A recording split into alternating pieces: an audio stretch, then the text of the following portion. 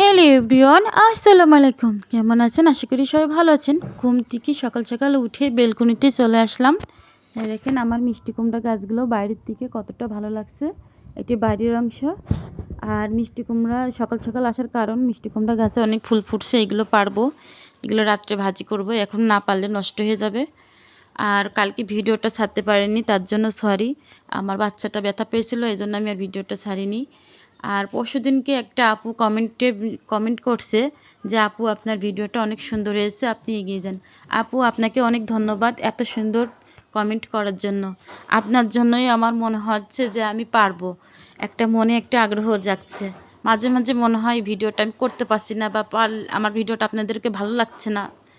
যাই হোক আপু, আপনাকে আবারও ধন্যবাদ। আর আমি একটা জিনিস দেখাচ্ছি, আমার বেলকনিতে এত এত এত ফুল আসছে বলার বাইরে, কিন্তু ফল থাকছে না। কিসের জন্য আপনারা যদি দেখে থাকেন বা জেনে থাকেন অবশ্যই কিন্তু আমার কমেন্টে কিন্তু জানাবেন।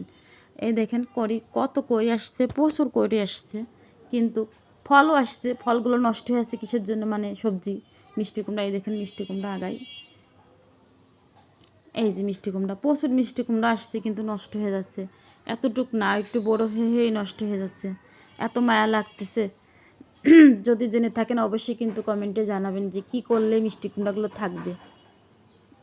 আর এটা কিন্তু আমি চারা কিনে নিয়ে আসিনি বা গাছ লাগাইছি না, এটা আমি বীজ বুনছিলাম, সেটার থেকেই গাছ হয়েছে।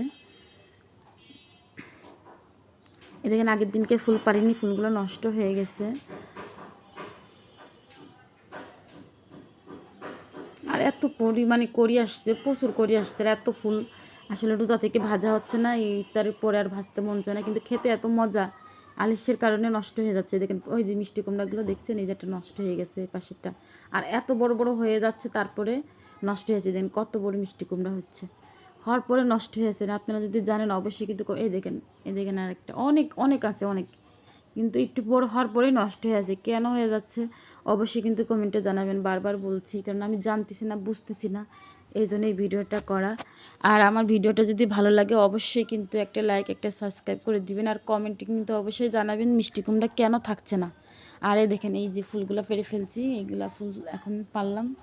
সবাই ভালো থাকে।